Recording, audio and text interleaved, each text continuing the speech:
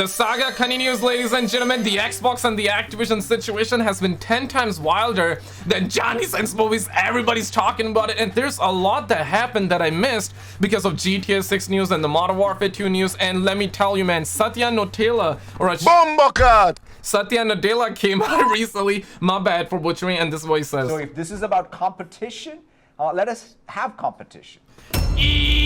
And this is where like people are going off. We got the Sony ponies engaging, we got the bots engaging, and there's a video I'm gonna show you from the perspective from an Xbox fan, because the bots are doing helicopters with their willies, and ponies and the bots can never come along. Phil Spencer, Jim Ryan, they might be fighting, they might be initiating console wars, but and making billions on the side, but the ponies and the bots, they're making like $1 per hour, losing their breath and just getting dunked on by these corporations. Drop a thumbs up, subscribe if you're the new. Xbox-Activision deal, because it's getting even spicier. This is truly the gift that keeps on giving, not only for Xbox fans getting big franchises like Call of Duty and World of Warcraft and all the Blizzard franchises, not to mention Microsoft owning King and having that mobile presence, but it's also let us see kind of behind the curtains and see a little bit of that console war that's going on between PlayStation. Y'all think Jim Ryan is lying, or you think Phil Spencer is lying? Jim Ryan versus Phil Spencer. I had a great time dissecting each one of their statements in recent videos, and you would think all this would go away, that everything would be done behind closed doors. But both Xbox and PlayStation are like, no, we're gonna basically have this fight out in public. Both of them are fighting like drunk chicks, man. Just last week, PlayStation said that the deal is awful and that it shouldn't go through because it's horrible for gamers and the future. Yo, if you're an Xbox, I need your take. I need to see you like, yo, yeah, PlayStation is just kidding. Let me know your take as well. But listen, man, at the end of the day, man, if you're a Sony pony, if you're an Xbox, bro, like fighting against each other, they're always trying to divide us. You need to wake up, okay? They're always trying to divide us. Don't be divided, okay? Don't let them do that to you, because the day you pass away, they're not gonna come to your grave and they're not gonna be like, yeah, man, okay, oh my god, like that was a PlayStation player, oh my god, that was an Xbox player, just passed away, my condolences. They're gonna be sad they lost $70 a year they could have made off of your dumbass. It's dumb, man.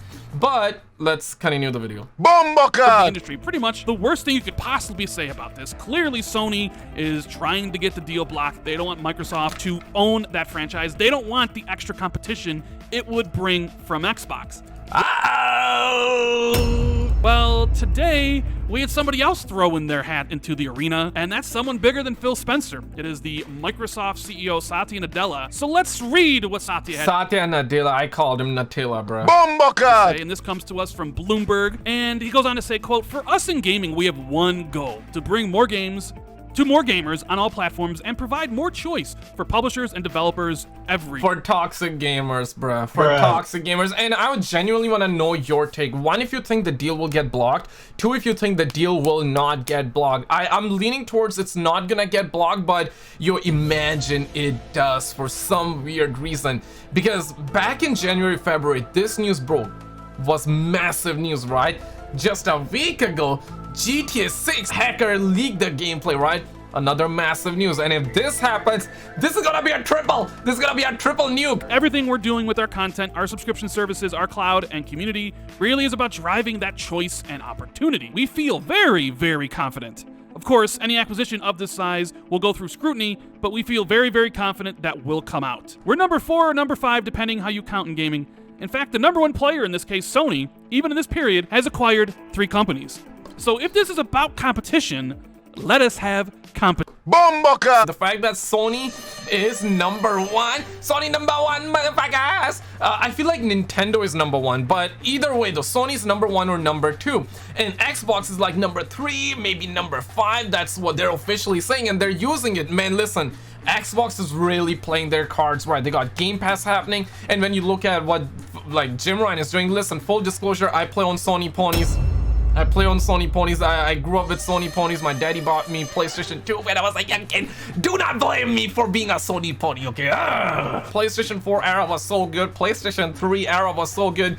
Jim Ryan, admittedly, man, everybody's saying this, and I admit, Jim Ryan is trying to take the Sony ponies down, and Phil Spencer is absolutely killing it.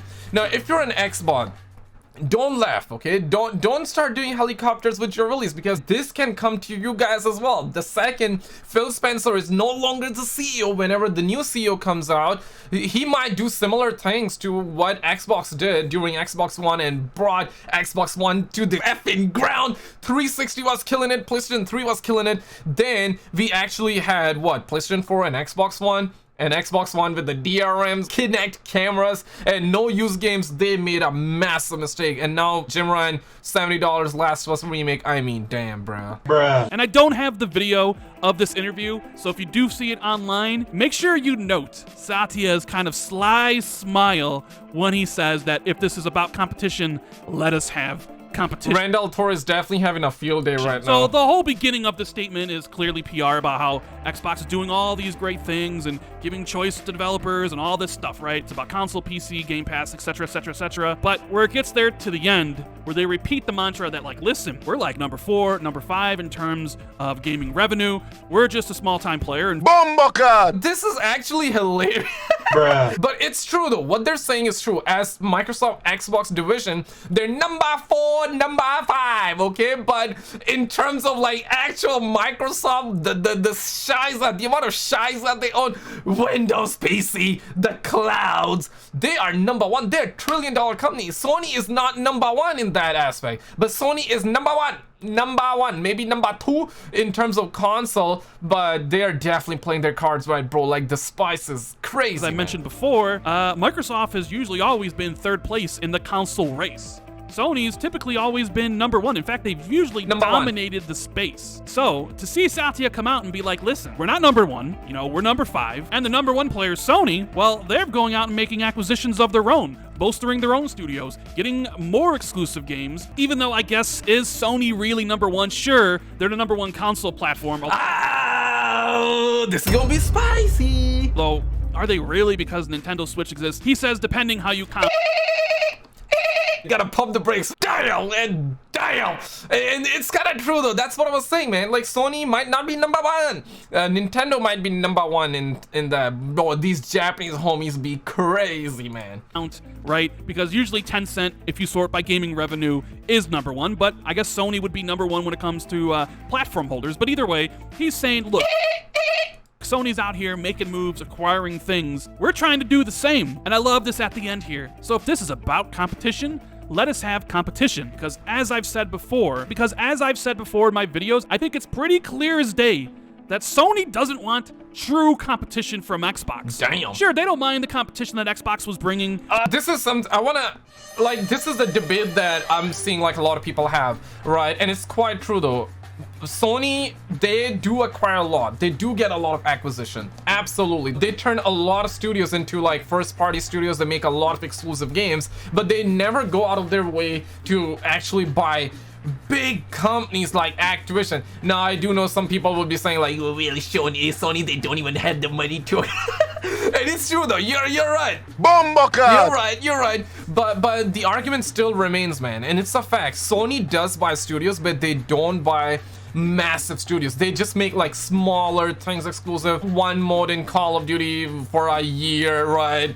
For a year, it sounds really bad. I do agree with you. Maybe they will make a skin this time for Modern Warfare 2. They made the beta exclusive 1 week early, and there's like one skin that's gonna be exclusive. That's about it. But in the future, Xbox will make all the Call of Duty games exclusives. I mean, damn, man, it's crazy. During the Xbox One gen, when they were shooting themselves in the foot, and Microsoft was a joke, and journalists and fans were making fun of them, and they were constantly putting out 60 rated Metacritic games, right? Sony enjoyed that sort of competition from Microsoft. The Xbox that only had 5 internal studios, so they had to go out to third parties and basically have them make their games for them, although a lot of them didn't turn out to be good. Sony really enjoyed that type of competition from Xbox, but they're not enjoying the type of competition that Microsoft might bring. But listen, man, Sony gotta stop crying as well. They got so many studios, they got so much talent, and you're telling me that they cannot make a game that can compete with Call of Duty? Now, as somebody who has been playing Call of Duty and as somebody who has been on PlayStation for a very long time, over a decade as of now, it's quite hard to come up with a game that can compete with Call of Duty. I know I'm contradicting myself here, but as someone who plays Call of Duty, it's quite true though. Like, what can they make? If they already had SOCOM and Killzone, and I played those games, and PlayStation, they were nowhere near Call of Duty. Call of Duty, the name alone, it's the McDonald's, right? Like, it's the McDonald's. The name alone, it just sells. People are familiar with the brand. It appeals to the casuals. SOCOM and Killzone doesn't really appeal to the casuals, but here's the thing.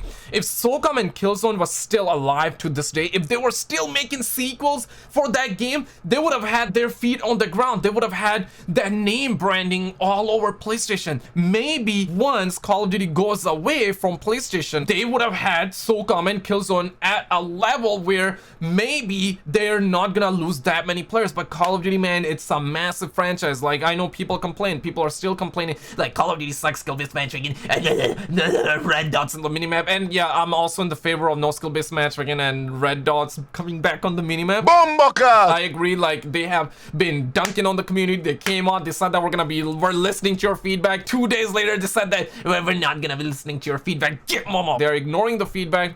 So homies are getting bumbleclad in the situation. It's gonna be really hard to make a game that can compete directly with Call of Duty when this deal goes through, because as we know, Sony has a complete hard-on for Call of Duty. They don't want to lose that. They also don't like Game Pass. So when you combine Sony's love, fear, respect that they have over Call of Duty and how powerful and big it is, and Game Pass, which is something Sony is not really trying to compete with directly with day one games in the service, Sony truly fears that sort of future. That's why they're out here in the media saying it's bad for gamers and it's bad for the industry, and they want the deal blocked. As somebody who doesn't have Xbox, Game Pass is a really good deal. It's a really good deal for Xbox and for gamers. Think about it, right?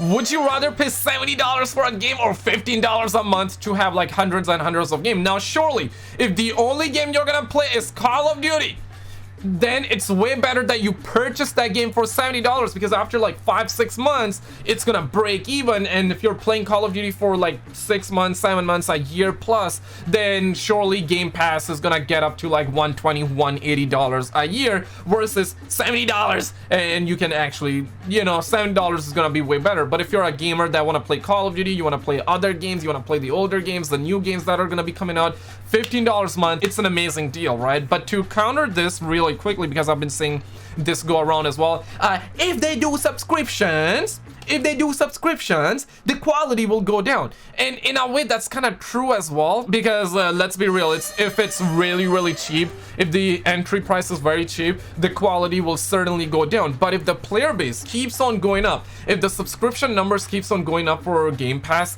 they're gonna be making so much money. They already are making a lot of money. If the Game Pass numbers keeps on climbing like the way they are, they're gonna be making a lot of money that maybe they're gonna get up to the point where, hey man, $15 a month, that's not really gonna be a problem. And eventually they're gonna be increasing the price to $20 due to inflation, and obviously they're gonna be having more games. And I feel like that most of the people that are paying $15 a month, they're not gonna be too bothered by it. They don't want to have to deal with a Microsoft or an Xbox that has all these things. But like Satya says, hey, it's about competition, right? If it's about competition, let us compete.